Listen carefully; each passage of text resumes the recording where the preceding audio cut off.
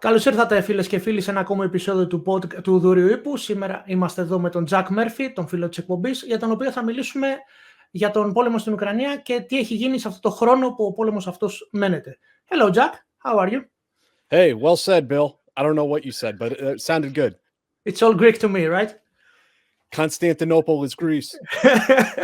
that our audience gonna love that. So again, we had done a Macedonia podcast too.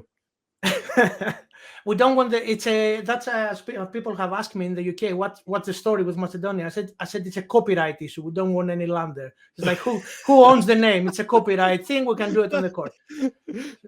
It's not about us going over there. We don't want their country. It's a name thing. So we have done a podcast a month, I think, after the start of the war, and now we are almost going. We're recording on the 8th of the second month, so we're near a year of this war going on. It's something you expect. I think I have asked you then. It's something you expect that war will go that long, like that at the beginning. I mean, I think there's a lot of things about this war that have defied my expectations and presumptions. I suppose no, I'm not surprised though that it has dragged on as long as it has. I mean, after kind of the dust settled after the first month, I think it became kind of clear that this was going to be like a long fight. But I mean, within that, over the last year, there are things that have still been very surprising, right? Some of the advances and feints and withdraws, the offensives we've seen. I mean, it has been really interesting. And now it seems like they've been at a bit of a stalemate, the last couple months. And, the United States is sending over all these Bradley fighting vehicles. There's talks of other advanced weaponry being sent over. And I mean, it feels as though maybe they're getting ready for a spring offensive. Well, that's the feeling for sure. But everybody, there is a debate on that. If it's more prudent to absorb the also awaited Russian spring offensive and then conduct their own, or the Ukrainians conduct their own attack first. So I don't know. I mean, I'm not in the general staff of either country. It's just assumptions. But for a year now, what surprised you more, the Russians not performing as people expect, or the Ukrainians overperforming again not as people expect? I mean, I think both are pretty surprising, and both is the result of why the war has turned out the way it has so far.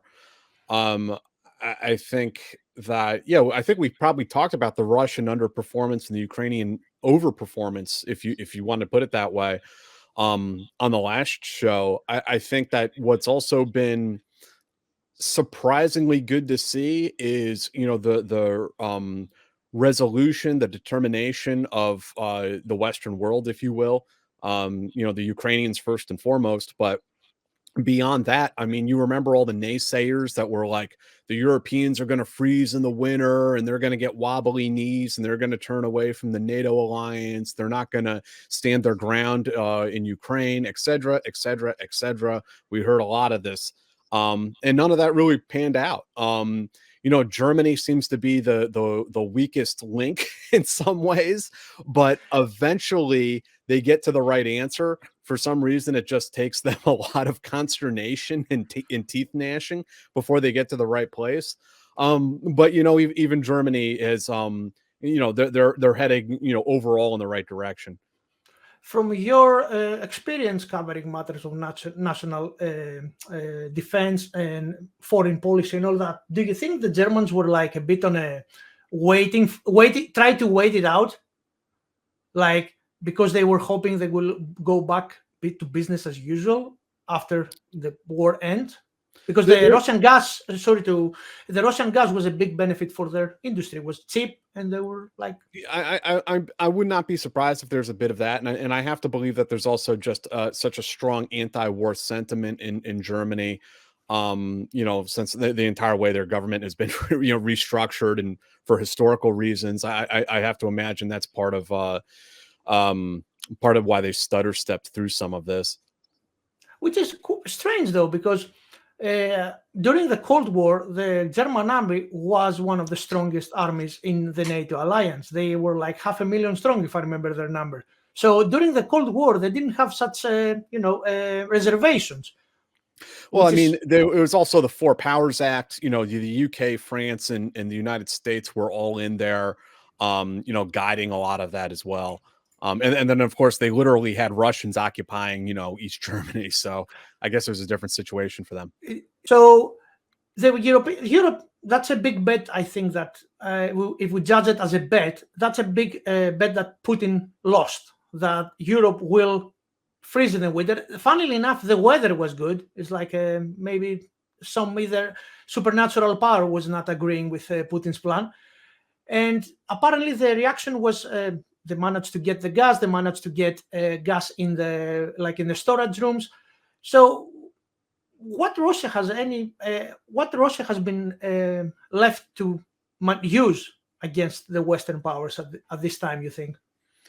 Yeah, I mean, the only play they have really had is mobilization. You know, limited mobilization, and you know, I guess still remains to be determined. I don't think they will, but move to a full mobilization. And doing that limited mobilization seems to have helped shore up their lines, helped solidify the conflict as the, you know, the battlefield matures. But it hasn't been a silver bullet for the Russians by any means. It's not like they're, you know, on the cusp of taking Kiev or anything, you know. So it's not winning them the war either.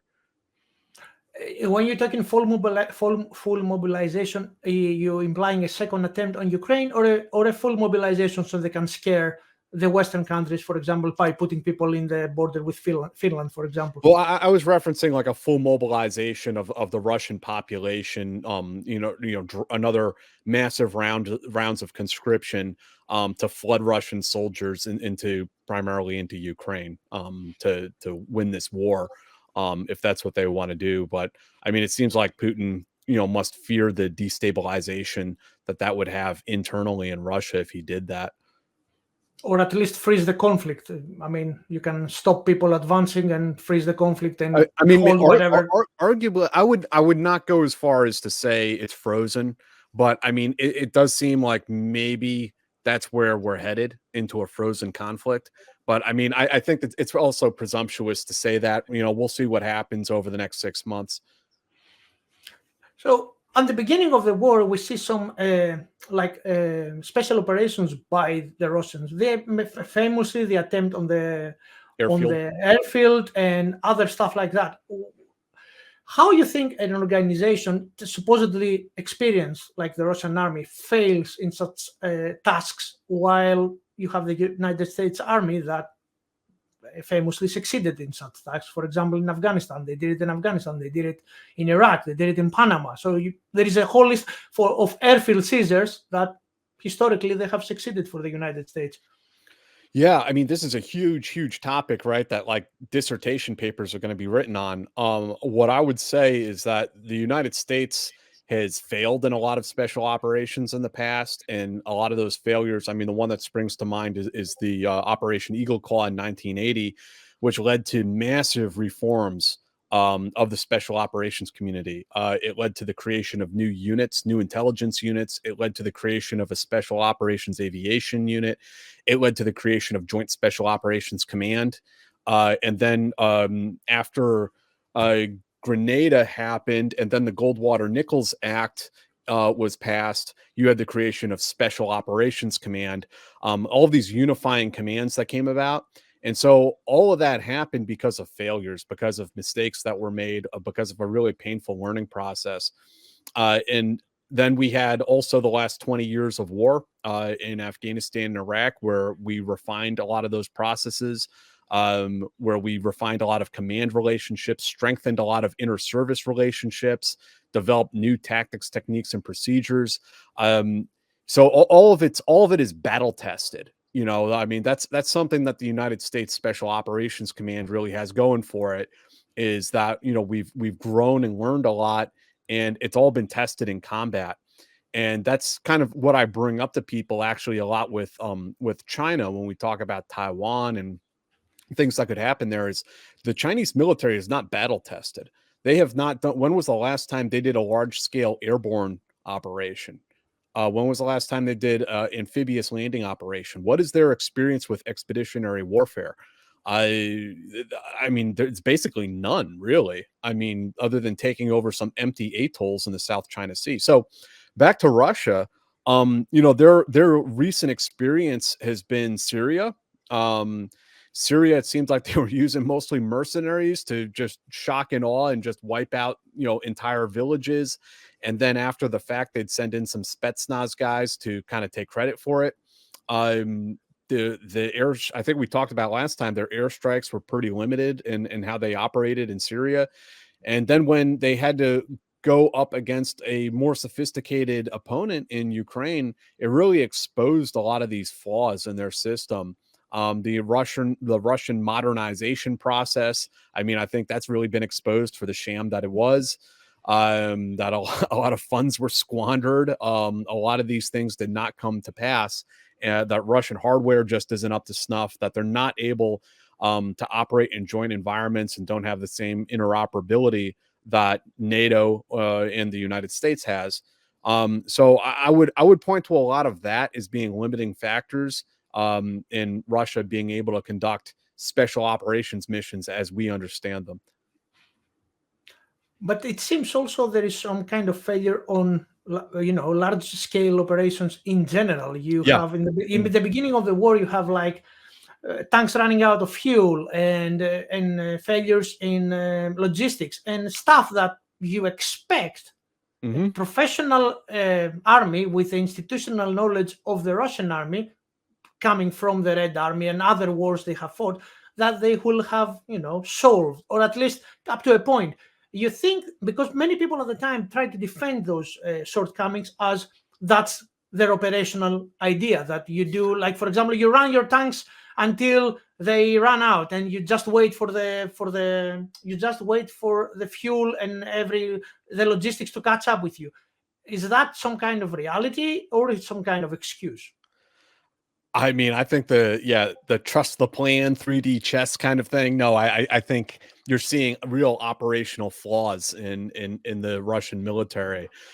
And yeah, you're right. These logistics problems, all these articles that came out, like legitimate experts, who, sometimes maybe in air quotes, but in some case, real professionals who study the Russian military, asking like, where is the Russian Air Force? Like, what the hell is going on here?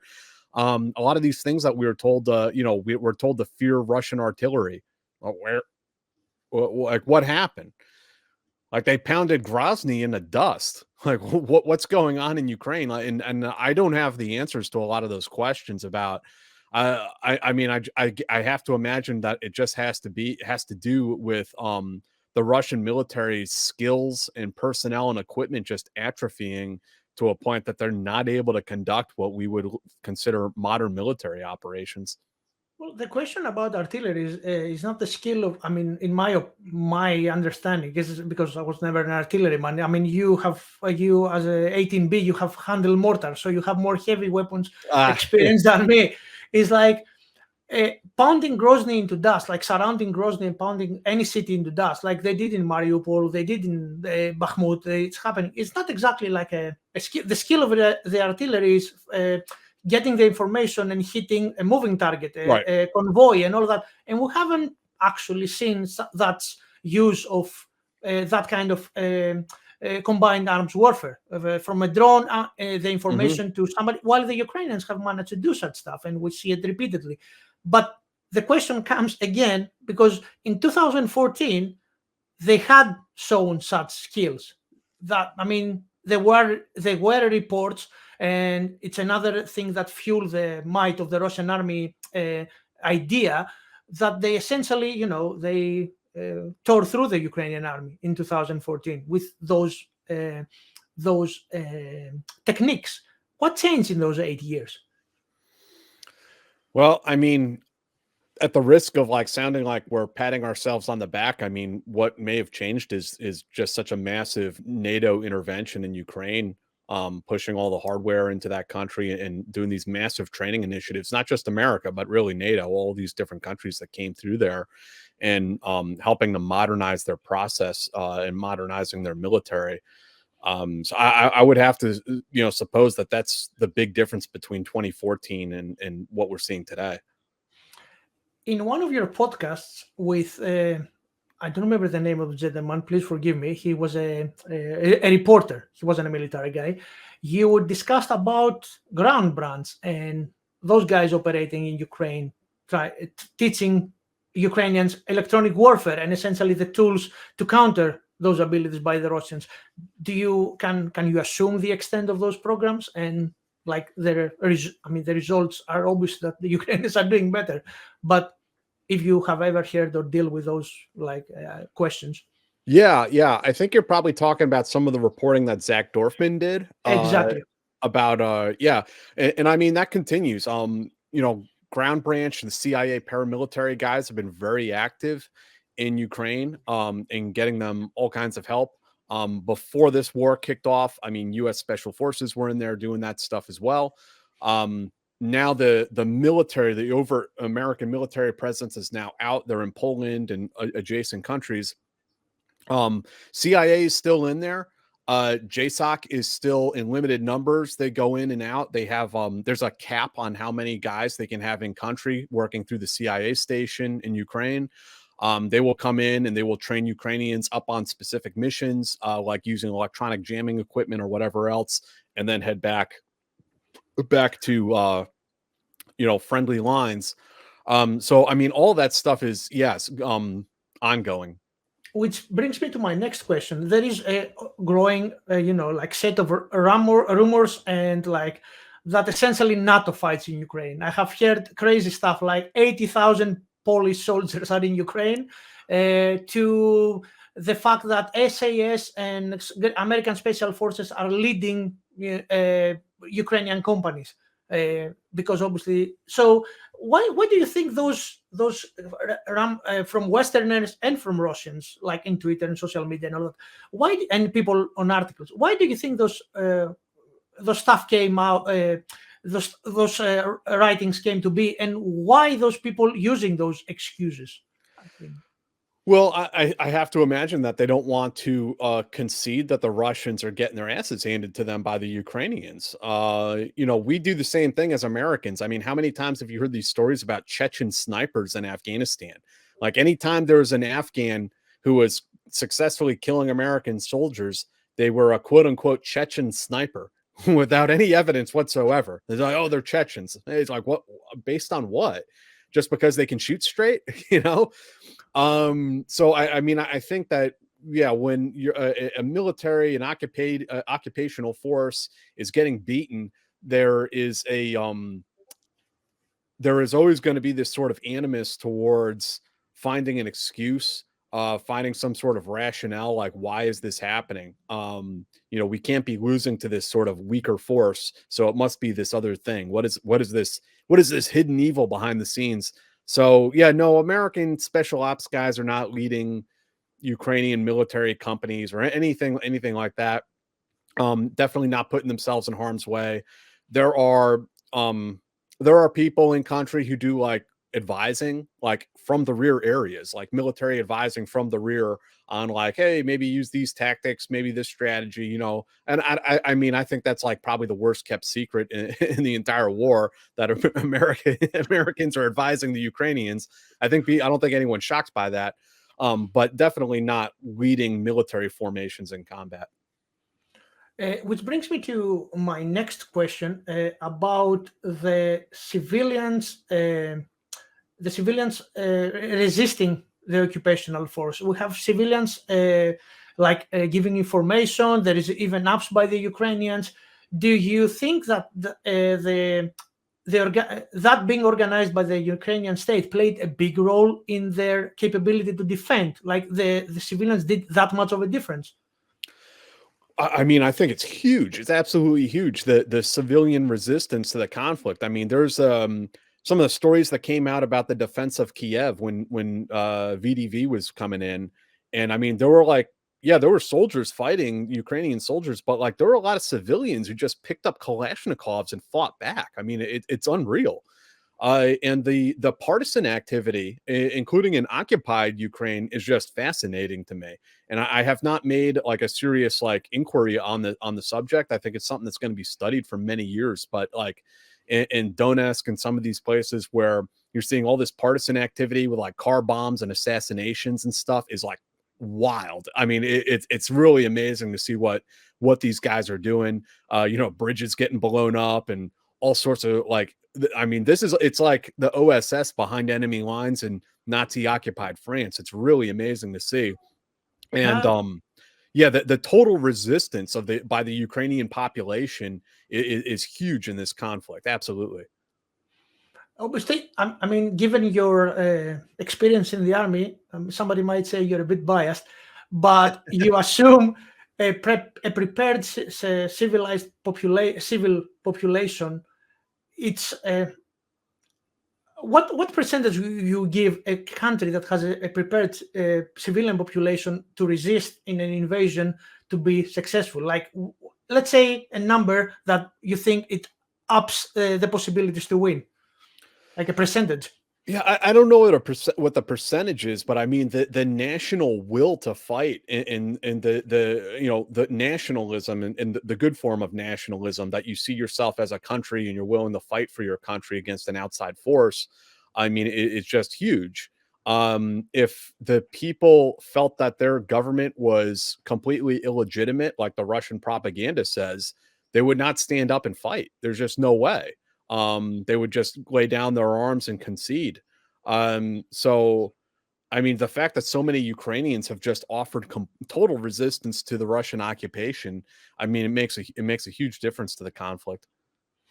Oh, now I ask you about the resistance inside Ukraine. What about the resistance, or in quotation marks or not, inside Russia? And I will say to our listeners and viewers that you have wrote a very interesting article that we're going to discuss, and the link is going to be in the description below about that article. So at the beginning of the war, I mean, almost immediately, we saw buildings and important sites going up in flames in Russia. And I think we discussing at the time, we exchanging links and all that. And we found it very interesting. Both of us found very interesting that those sites were very targeted. So those sites were very specific. So right. You asked around and you wrote an article about it. What did you discover in that article, in that search?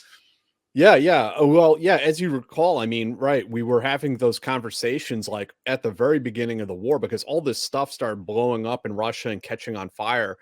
And, what was very clear, I think, to both of us, it doesn't take a genius to figure this part out, is that you see, ammo depots, train lines, different sorts of fuel depots, things like that going up in flames all across the country, power plants, things like this.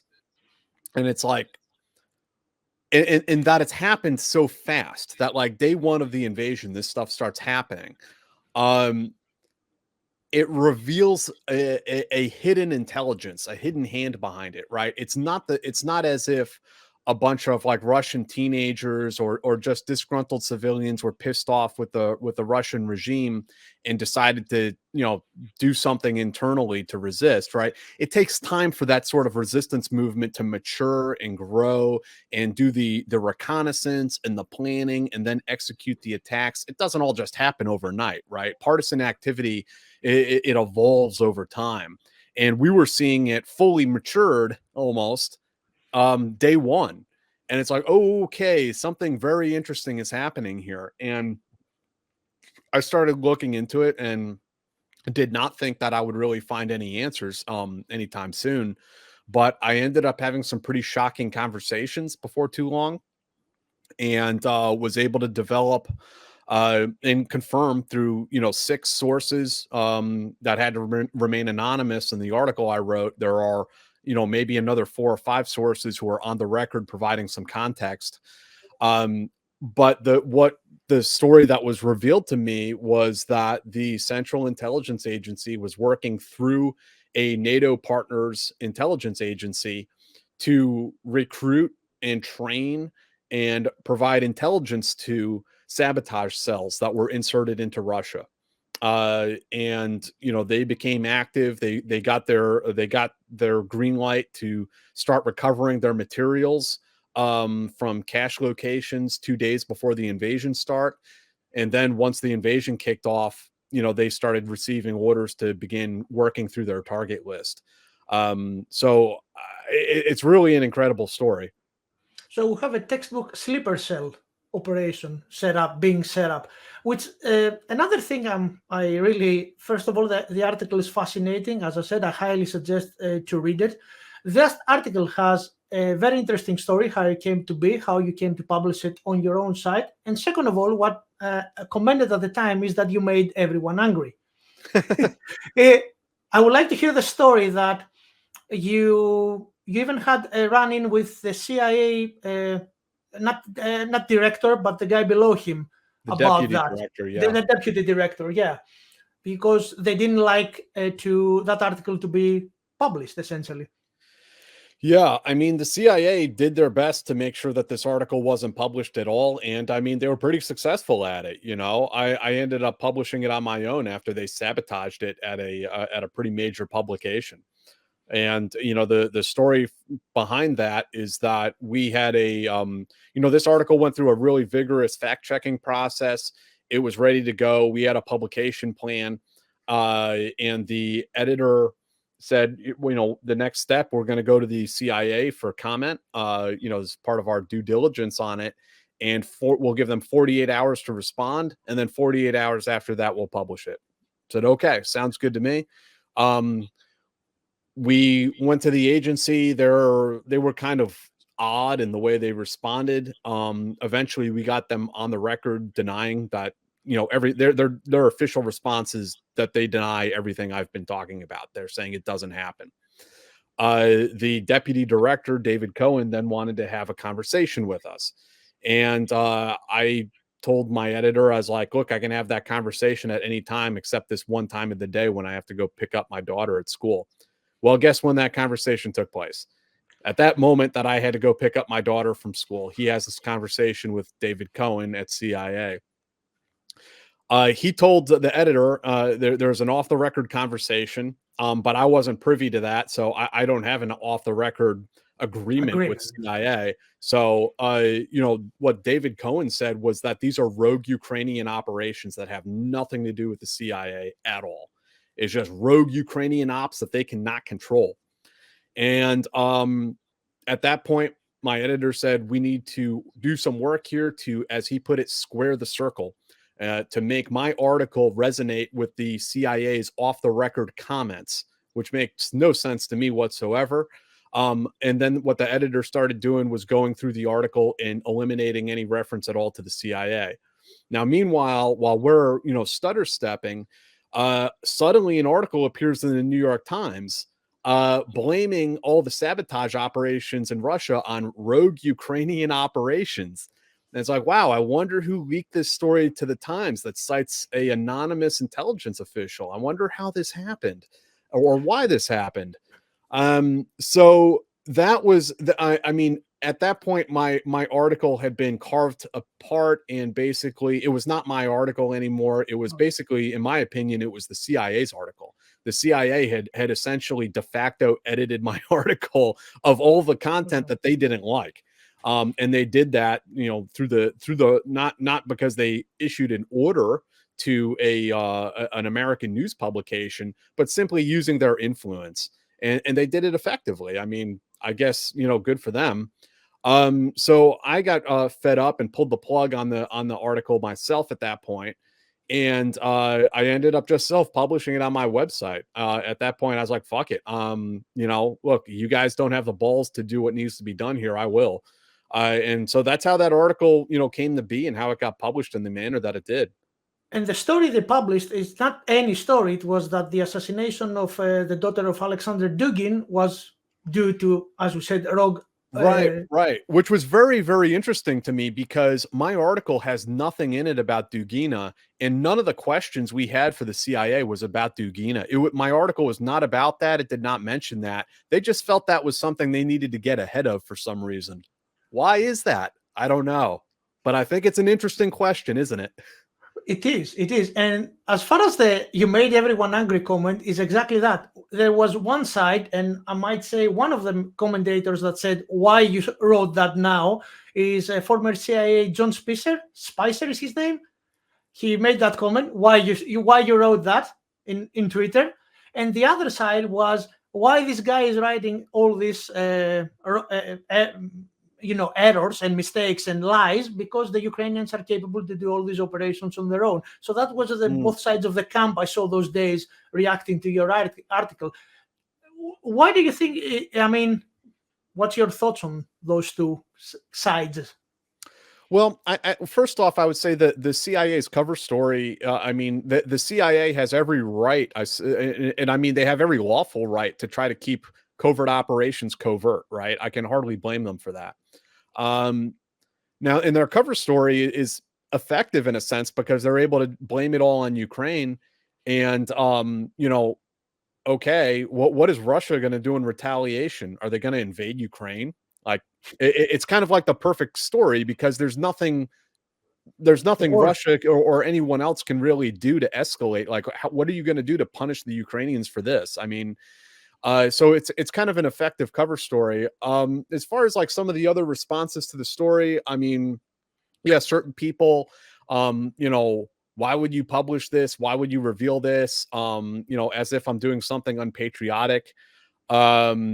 And then, yeah, some people, as you mentioned, as if I'm denigrating the Ukrainian effort, that I'm not giving them due credit. And I did mention in the article that the Ukrainian special ops guys are indeed doing cross-border operations into Russia, including sabotage operations. And that is, it is a separate but related story, just like the partisan activity we've talked about in Crimea, Donetsk. That is a separate but related story, right? My story is about the CIA-sponsored activities in Russia. In no shape or form am I trying to downplay the Ukrainian effort in their country and in the border areas around Russia as well. Some of the other responses were really funny. Some of the like people who are on the far left didn't know what to do with it, because on one hand they really want to believe that the CIA is doing all this aggressive, provocative, covert operations, illegal, violating national sovereignty, et cetera, et cetera. They want to believe those things about the CIA, but they also want to believe that the CIA is completely incompetent and inept and doesn't know how to do anything, do their job. And so it was funny to see because they really didn't know what to do with this story. They're like, on one hand, I want to believe it. On the other, I don't. Like, I don't know how to place this. When people approach this sort of material through an ideological lens, it always just ends up kind of baffling, And I think that's maybe why the people who are more on the far right just ignored it entirely, because their narrative is, that Joe Biden is this kind of inept, senile old man and his administration doesn't have any balls on it.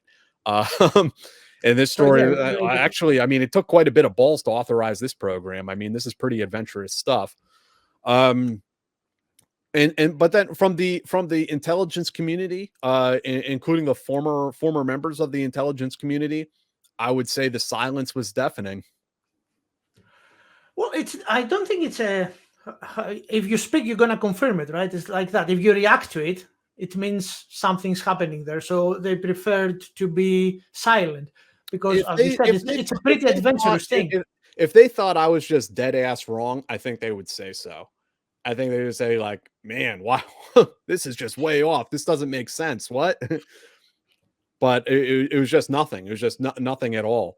And I don't mean just like officially, that's expected, but I mean unofficially, just like people, former intelligence officers, on their own time on social media really had very little to say about it. And the thing is, I mean, if you watch it logically, I think the population in Russia that is like ethnic Ukrainians or of Ukrainian heritage, they're about 10 million. So I assume if the NATO agency had setting up those cells from the 8 years since 2014, let's say, I'm giving an example. We haven't speak with Jack about that. I'm just spitballing here. I guess there are enough Ukrainians working on those programs, That's the logical assumption. I'm not going to comment on the composition of the sabotage teams in Russia, except to say that they are civilian groups and they are non-American. There are no Americans on it. They are all other nationality or nationalities, but they are non-American individuals. Yeah, it also, as I said, it's my understanding of how a program like that who could have worked in Russia in the years, if there is the recruitment attempt started after 2014, it makes the most sense for me. It's working through a partnered intelligence service to run surrogate forces inside Russia, so that this thing has a few layers of plausible deniability built into it. Makes perfect sense. Another thing I would like to ask. So in that area now, today an article by Hersh, I forgot his name, sorry, Seymour Hersh. by Seymour Hersh was published, making very clear that the Nord Stream pipelines were destroyed by the West, by divers with explosives. Seymour Hersh, it's a bit controversial the last years, to say the least. A lot of his stories have been discredited as conspiracy theories, but obviously in earlier years he was a very respected investigative journalist, and people will nonetheless took notice of his articles. What's your idea about something like that? About the idea that the Western powers had any benefit to destroy the Nord Stream pipelines? Yeah, I read the article this morning, and the bottom line up front is I can't confirm or deny what I read in that article, and so I'm not refuting it or confirming it, but I will offer just a couple thoughts. My feeling is that the final chapter on the Nord Stream pipeline has not been written yet, not by myself or Seymour Hersh or any other reporter. I think there's really more to come on this subject. I had a few sources, were very well placed. I'll leave it at that. And I asked them about this, the Nord Stream pipeline, kind of like around the time that it happened. And one of them told me we would not hit a target like this. Not at this time. I mean, maybe if like World War III broke out, it would be different. But he was like, nah, there's no way we would hit this target. Another source told me that, the speculation where he worked was that it was the Russians and that they did it with saturation divers or some sort of unmanned vehicle. But I mean, neither of those sources weighed in on, on who it was specifically, or said, I know who did this and here's how they did it. They were both kind of like, what the hell is what's going on here? But neither of them believed for a moment that it was us or had any knowledge that it was us.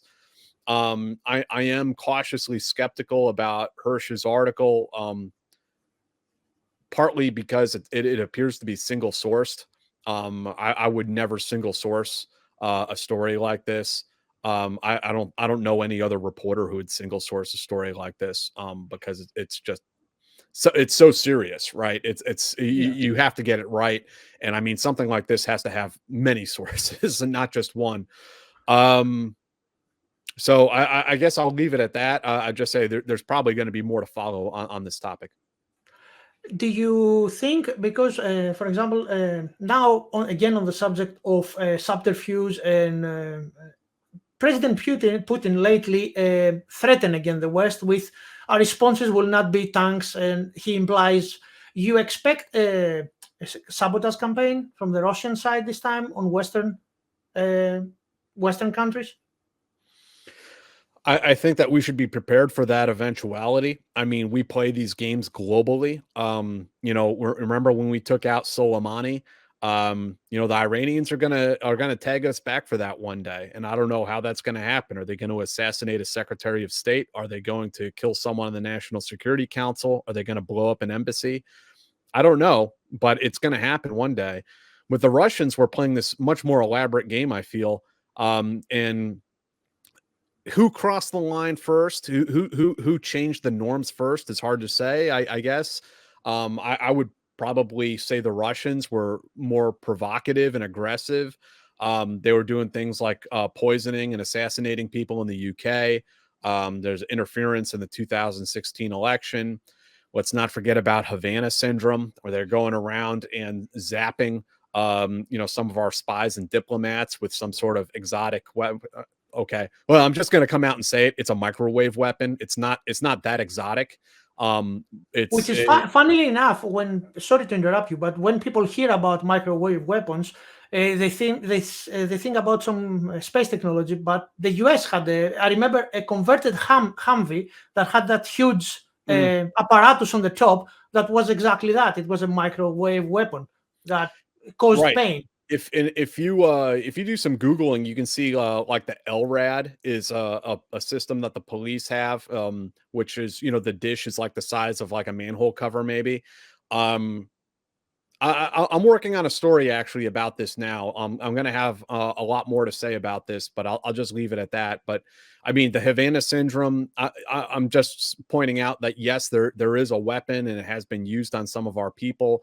That's another type of escalation, a way that they were taking people off the chessboard globally. And then, the United States obviously involved in sabotage. I think that, yeah, we do have to be prepared for some of these things to happen in NATO countries or in the United States itself. This was a topic that I looked into. There were gas and oil facilities in the United States that had pipes bursting. I had experts tell me that it had to do with us trying to ramp up gas production very quickly in response to the war in Ukraine, and that's why they would sometimes fail. So rather than an act of sabotage, there was what somebody pointed out. Was it a drone factory caught on fire in Latvia yesterday?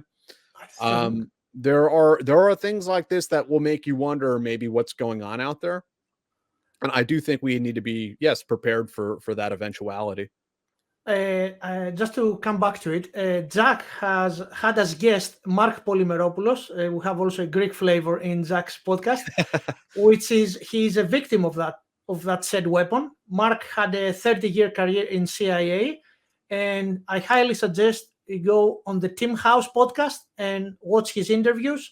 Mark is a second-generation American. He is a second-generation Greek American, so he visits Greece frequently.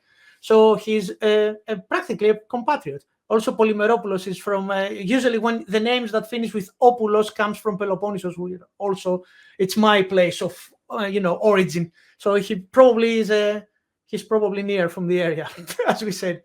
Yeah, I mean, Mark, something happened to him in Moscow, and he had these really debilitating injuries, and he's not alone. I mean, there are hundreds of people who have experienced this. And, I've even had people tell me that, Mark Polymeropoulos is, quote unquote, crazy, that he's a crazy person. And no, these people aren't crazy. There is a phenomena that's taking place here. And I hope to dig into it a little bit deeper and maybe, have some a new conversation to contribute to this. And to be honest, I mean, living in the UK, the Russians were never shy about using such stuff. I mean, they have killed a British citizen with the use of Novichok, and Novichok, it's an agent, a toxin that is only Russian produced. So it's actually they used it like to show who's boss. It's like exactly. It's provocative. The same with using polonium. It's like it's a way to send a message. It's like, hey, we did this to you in your home, and there isn't shit you can do about it. Yeah, exactly that. So it's like, it's not, and I remember another case, now you said that, it was an explosion in the Czech Republic of an ammo storage. I remember that being reported, yeah. And there's evidence of like some GRU guys in the area at the time. Yeah, and obviously in the UK they caught those guys. So it's a question who's gonna, as you said, who started it and who's more provocative in the end of the day, because I don't think it was anybody doing anything to Russia in the early 2000s, and now it's me taking sides.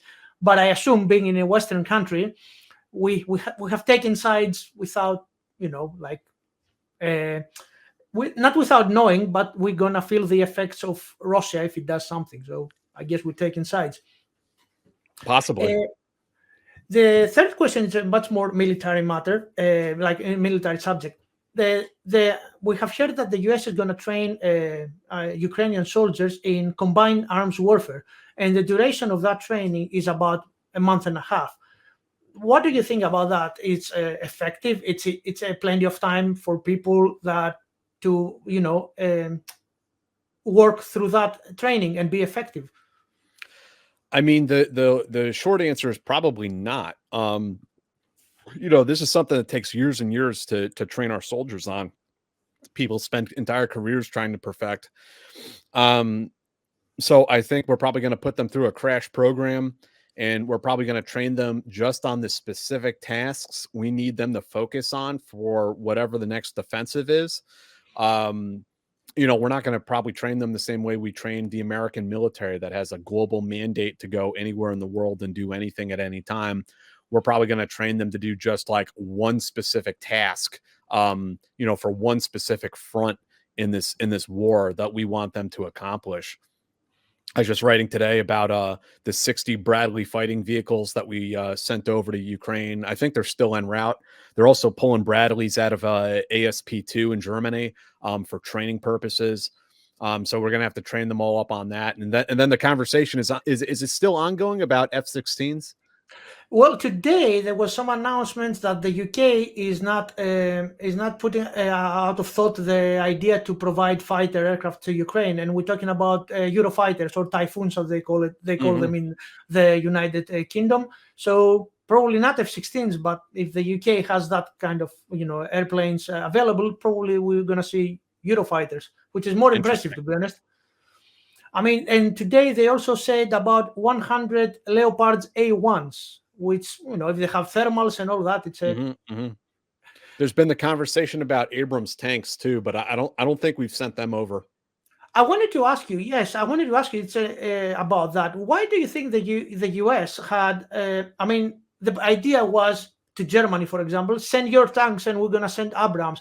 Why the US have that much of a reservation to provide ATACMS or Abram tanks? What they fear the Ukrainians gonna go like in Moscow? It's like it's a thing of trying to balance some danger of overextension of the Ukrainian army. I don't know that. I honestly, I don't know what the calculus is there. I mean, it sounds like part of it is that they're trying to force Germany to get involved and pull their heads out of their ass and do what they need to do. And when probably we want the Europeans to, pull some weight too. There's been conversations about, the extraordinary amount of maintenance that some of these weapon systems take, which is absolutely true. I mean, in the training process to learn how to use them. So we've probably been trying to keep it, to weapon systems that are easier for them to use. But yeah, I also feel sometimes like we're dragging our feet. Like, it's like, hey, if we're all in on this, let's just stop messing around and just give them everything. Like, okay, if that training process to learn how to use and maintain an M1A1 Abrams main battle tank is a year long. Okay, let's get started now so that they're ready in a year rather than, drag our feet for a year and then it takes another year to train them and get, let's just do it now. So, I mean, that's my thought on it anyway. I mean, we see the back and forth, and in the United States and in Europe, there is a lot of politicians with Russian sympathies, and, there is a lot of pushback. It's also, you think, a factor, like people trying to be not too very provocative, because you see already in the United States Twitter, let's say, oh, we're giving all this money to Ukraine, even though those money are, like, as you said, tanks and Bradley's stuff that they already built. And there is some kind of, how can I put it, reservation for, let's say, electoral reasons, maybe. People don't want to... I'm kind of like... I'm not really understanding these arguments about like escalation, like this is an escalation. So like, you're telling me all the shit we've given Ukraine up until this point is not escalatory, but now if we give them this new tank or this new artillery piece, like that's suddenly escalatory. And what is Russia going to do in response to this escalatory action? They have nowhere to escalate to. The only place they can escalate to is WMDs. And they've shown that they're not going to do that. We've even, the Ukrainians have even taken back Russian territory. They've taken back their own country, I should say, from the Russians, and the Russians still have not escalated to WMD. So I feel like this sort of theory of international politics has been battle tested at this point, and we've seen that the Russians really have nowhere to escalate to. So it's like, yeah, you say that F-16, giving them F-16s is escalatory, but escalatory to what? Explain that to me. Like, what are the Russians going to do in response? I mean, their nuclear rhetoric is like ongoing for a year now. I mean, Yeah. we even saw some flights. I don't know if you remember, in the first couple of months, there were some flights of Ilyushins to the Urals, which is like the bunkers and all that, and the responders, obviously the transponders of the planes were open, so you can see them on flight radar 24. Which to me seems like theater. It's like, yes, Right. we're going there. So we see all that jazz, and the preparation of shelters is another thing. Do you think all those things have any merit, or is just a theater, a nuclear theater? I mean, I think it's bluster. I mean, I think nuclear weapons are, basically useless in a conflict like this. They're useful as a deterrent to stop, Russia from invading America or America invading Russia, right? Like they are an effective deterrent in that regard. But when it comes to like a war in Ukraine or maybe even a war in Taiwan, I mean, I think these nuclear weapons are pretty much useless. They have no, effect on the battlefield.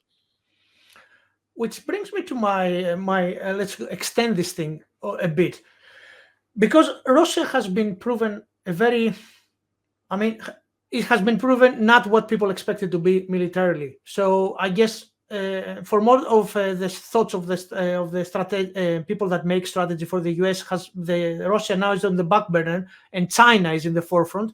What do you how can I phrase that?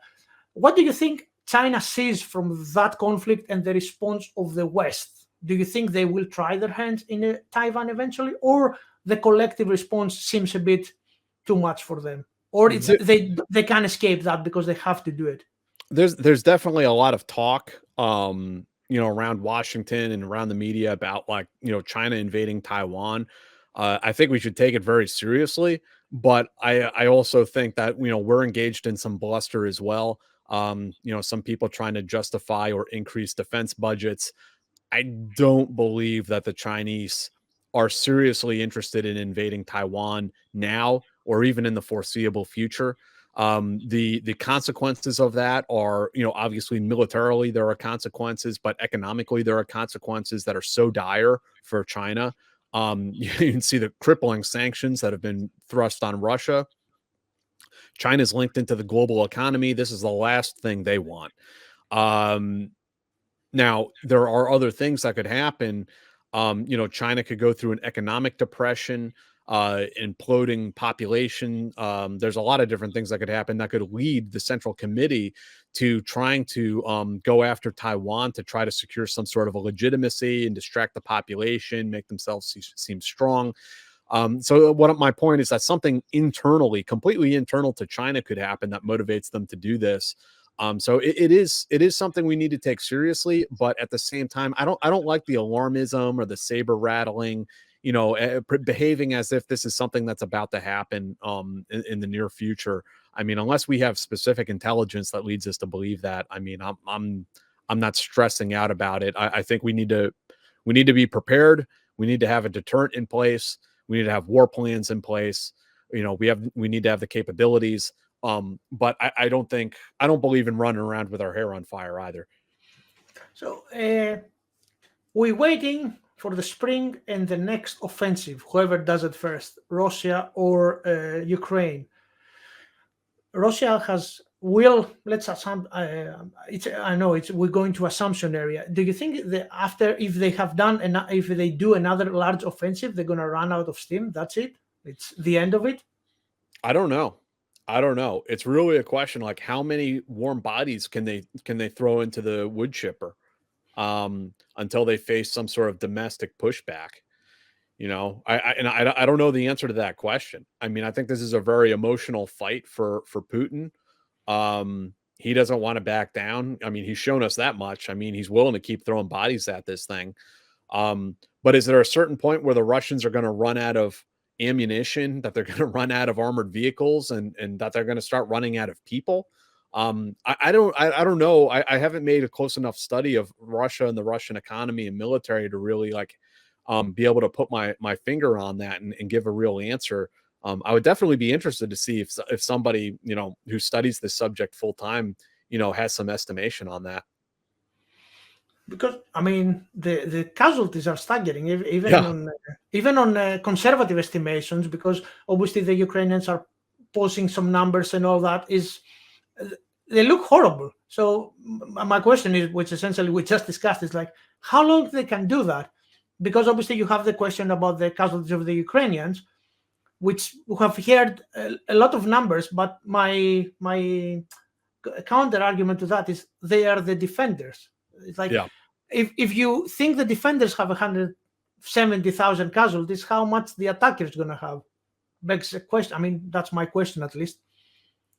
Yeah. No, I think it's a good question. And what is the real Russian desire to go and die for some village in eastern Ukraine? Is that like really that important to them? At what point are they going to start pushing back? At what point is Russia going to start having its own domestic issues? That's really the question, I think. Again, we go into the speculation area. If you could speculate a duration yet for that war, what do you think? You think it's going to end up some kind of stalemate, frozen conflict, or we're going to see another year of that carnage and that's about it? I don't. I don't think it's going to turn into a frozen conflict due to the amount of war material that NATO keeps dumping into Ukraine, the amount of money we keep putting into it. I mean, I think they're going to continue fighting. How long is it going to take? Well, like, it depends what we mean when we say how long is it going to take. Are we talking about, completely expelling Russia from Ukrainian territory? There's questions about whether or not that's possible. I think it is possible with great difficulty. But if I was just to try to estimate, I would say 2 to 3 years. The Western world has that patience for that war? Because, again, the thing is, for me, as a viewer, is it's a value thing. We're fighting for some values, that the borders shouldn't change violently, that aggressors shouldn't be rewarded. I would like to think that as long as we're showing that the Ukrainians are showing progress and that they're continuing to fight and make actual progress on the front lines, I'd like to think that it's something that we'd see as worthwhile and worth supporting. But yeah, you're right. I mean, we're not necessarily patient, especially as Americans.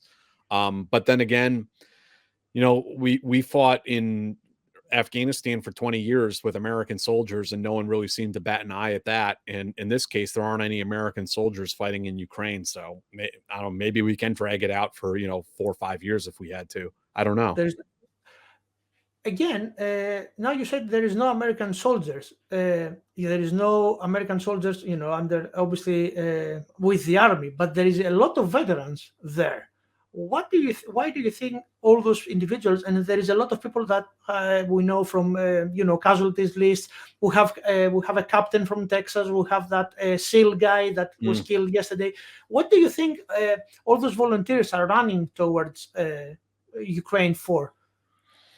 I mean, a lot of different reasons. I've covered a lot of these guys who, are, quote unquote mercenaries or foreign volunteers or whatever term you guys want to use. I mean, a lot of these guys are actually enlisted in the Ukrainian military. So, I mean, I wouldn't really call them mercenaries. A lot of them are guys who, are looking for something. They're looking for themselves. They're looking to find something in life, some sort of meaning in life. A lot of them, I mean, their heart is in the right place. Like they see a just fight and they want to go and help out. But I would argue that there are underlying motivations that drive a person to leave their home and go and fight in a conflict that really doesn't necessarily involve them in any direct way. So there are a lot of different reasons why people get pulled into there. I mean, sometimes there are guys like Americans who they missed their chance to deploy to the war on terror and go fight bad guys in Iraq and Afghanistan. And they felt like they missed their chance. And so they went to go volunteer with, the Peshmerga in Iraq or something like that. Or, a lot of those same guys bounced over to Ukraine around 2014 and were, joining up with Donbass, right sector and Azov and landed in some of those different battalions. So yeah, I mean, you still see that, happening over there. Yeah, I mean, Jack, I would like at this point to thank you for your time. and thank you for answering all my annoying questions. No, they're good questions. I wish I had better answers for some of them.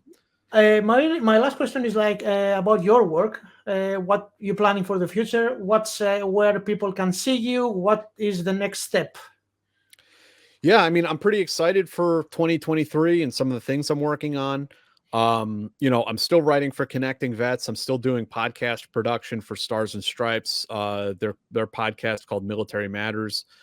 But also the big things I have going on is my own podcast, The Team House, that we have. We normally live stream every Friday at 8 p.m. Eastern time, interviewing tons of spies and special ops guys.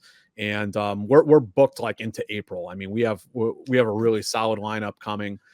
And then with a national security journalist called Sean Naylor, I've started a national security outlet called The High Side.